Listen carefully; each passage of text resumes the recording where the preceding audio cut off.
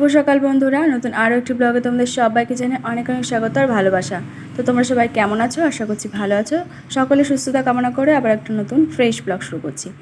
আর এখন ঘড়িতে বেজে গেছে 8:30 মতো। এখন থেকে ব্লগটা স্টার্ট করলাম। আই হোপ কি আজকে ব্লগটা তোমাদের ভালো লাগবে। তো পুরো ব্লগটা কন্টিনিউ দেখতে থাকো। তো সকালবেলা কাজবাজ মোটামুটি কমপ্লিট করেছি আর এখন মাম্মাম উঠে গেছে। এখন একটু মাম্মাম তাড়াতাড়ি উঠছে, ওই 8:30 কোনো দিন 8টা এরকম টাইমে উঠে যায়। আগে যেরকম 10টা 11টার আগে উঠতো না।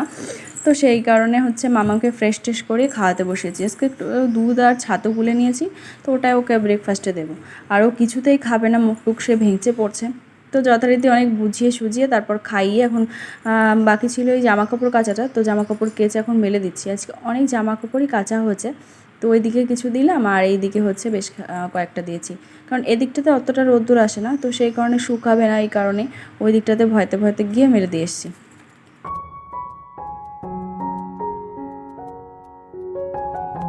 আমাদের এই পাঁচিলের পেছন দিকটাতে মানে কেমন একটা খচখচ আওয়াজ হচ্ছিলো, তো বারবার তাই জন্য তাকাচ্ছিলাম। দেখলাম একটা লোক কাজ করছে, হয়তো ওই পাঁচিলটা মানে ভেঙে গেছে, তো সেই কারণে হয়তো ঠিক করবে এরকম কিছু। তো সেই দিক মানে সেই দিকেই নজরটা বারবার যাচ্ছিলো যে কী শব্দ হচ্ছে দেখার জন্য। তো ওইদিকে জামা কাপড় তো মেলা হয়ে গেছে, স্নান টান সেরে চলে এসেছে এখন পুজো দেওয়ার জন্য। তো পুজো টুজো দিয়ে এখন হচ্ছে ব্রেকফাস্ট করে তারপর রান্নাঘরের দিকে ঢুকবো।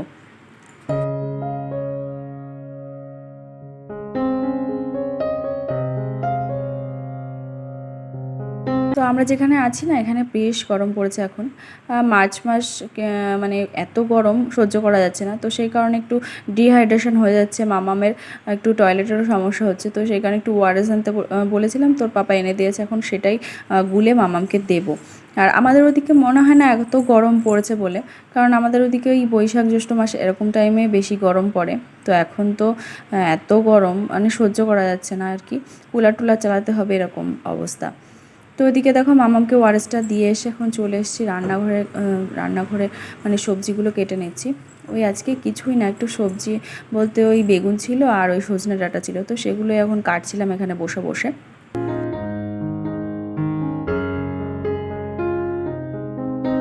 তো বাইরের ওদিকে কাটছিলাম, দেখলাম কি ওদিকে লোক টোক বসে মানে ওই কাজ করছে, তো সেই কারণে আর কি বাইরের দিক থেকে এখন ঘরের মধ্যে এসে যে কটা বাকি ছিল সেগুলো কেটে টেটে এখন রান্নাটা বসিয়ে দিয়েছি। ওই প্রথমে একটু সজনে ডাঁটা করব, মানে সজনে ডাঁটা ঝোল করব, এটা বেশ তুষারের পছন্দ। তো সেই কারণে আলুটা ভেজে নিলাম একটু ফোড়ন দিয়ে, আর তারপর ডাঁটাগুলো দিয়ে দিচ্ছি। আজকে আর বড়ি টড়ি দিচ্ছি না, মানে বড়ি একদম নেই, শেষ হয়ে গেছে। তো বাড়ি থেকে যেগুলো মা দিয়েছিল সেগুলো আর নেই, শেষ হয়ে গেছে। তো আনতে হবে। আর এখানে না সেরকম বড়ি টড়ি আমি দেখিনি, তো সেই কারণে আর আনা টানাও হচ্ছে না। দেখা যাক পাওয়া যায় কিনা, না হলে অনলাইন অর্ডার করতে হবে এরকম কিছু। তো এদিকে দেখো সজনে ডাঁটাটা বসিয়ে দিয়েছি, এখন এই ঝোলটা বসিয়ে ওদিকে ভাতটা বসাবো।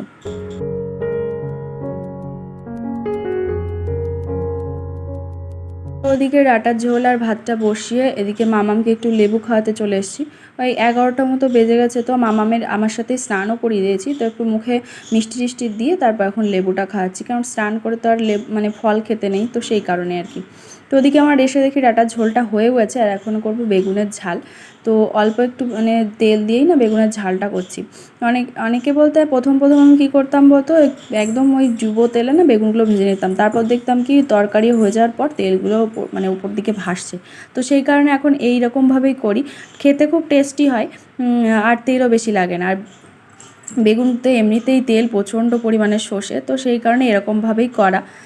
আর আর এদিকে না পুরো ঝাল করতে বলতে কী বলো তো, ওই মশলার মধ্যে একটু কাঁচা লঙ্কা আর হচ্ছে পোস্ত বেশি করে দিয়েছিলাম, কারণ অনেক দিন ধরে পোস্ত নিয়ে আসা হয়েছে বাড়ি থেকে, তো সেগুলো আর খাওয়া হচ্ছে না বলে পোকা ধরে মতো যাচ্ছে। তো সেই কারণে ভাবলাম সর্ষের সাথে পোস্তগুলোও বেটে বেটে খেয়ে নিই, তাহলে আর নষ্ট হবে না আর খাওয়াও হয়ে যাবে।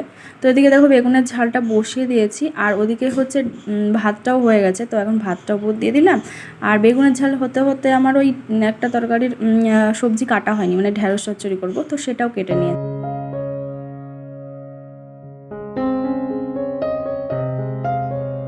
তো তো এদিকে দেখো ঢ্যাঁড়স চচ্চড়িটা বসিয়ে দিয়েছি, একটু ফোড়ন দিয়ে আলুগুলো ভেজে নিয়েছি প্রথমে, আর তারপর ঢ্যাঁড়সটা দিয়ে দিয়েছি। মোটামুটি নর্মাল এরকমভাবেই আমি করি। আর এদিকে সমস্ত সবজি টবজি হয়েও গেছে, আর এটা হলেই কমপ্লিট হয়ে যায়। এখন ঘড়িতে বেজে গেছে 1:30। আর এতটা লেট হতো না, মামামের সাথে ওই লেবু খাওয়াতে গিয়ে না একটু হচ্ছে খেলা করছিলাম, ব্যাস ওইখানে একটু লেট হয়ে গেল।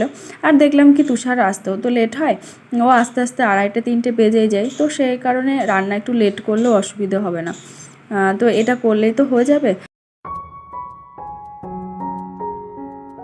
তো রান্নাবান্না কমপ্লিট করে মামামকে খাইয়ে দিয়েছি, আর মামাম এখন হচ্ছে করছে খেলা। আর এদিকে আমি চলে এসেছি হচ্ছে ওই লেবুর জলটা বানিয়ে নেওয়ার জন্য, কারণ তুষার আসলে ওকে দিতে হবে, কারণ প্রচণ্ড বাইরে গরম আর রোদ্দুর। তো সেই কারণে আসলে ওই লেবুর জলটা দিই। তো 1 গ্লাস মতো ওর জন্য তুলে রেখে দিচ্ছি, আর বাকিটা আমি আর মেয়ে খেয়ে নেবো।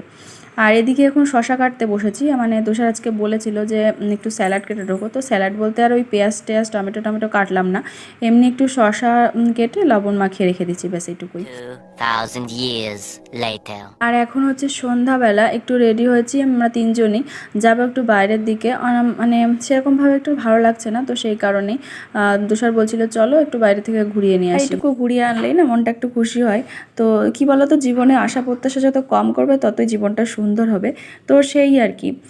তো বাইরে তো এসছি, সামনে দেখলাম KFC, তো তুষার বললো চলো একটু কিছু খাওয়া যাক। তো KFCর ভেতরে ঢুকে ভেবেছিলাম প্রথমে একটু পিৎজা খাবো, তো পিৎজার কোনো অপশানই ছিল না, তো সেই কারণে আমরা আবার চলে আসলাম। আর আস্তে আস্তে দেখলাম ওদের অফিসের ওইখানে একটা অনুষ্ঠান হচ্ছে, তো সেখানেই ঢুকলাম। ও কিন্তু জানতো না যে অনুষ্ঠানটা হচ্ছে বা কিছু, দেখলাম বলে এবার ঢুকলাম, খানিকক্ষণ ছিলাম। তো তারপর বাড়ি চলে এসেছি, আর ওখান থেকে একটু পেস্ট্রি কিনে নিয়ে এসেছিলাম। ব্যাস এটুকুই, আজকের ব্লগটা এখানে এন্ড করছি। দেখা হচ্ছে নেক্সট ব্লগে, ততক্ষণের জন্য ভালো থেকো, সুস্থ থেকো। আজকের ব্লগটা কেমন লাগলো অবশ্যই কমেন্ট করে।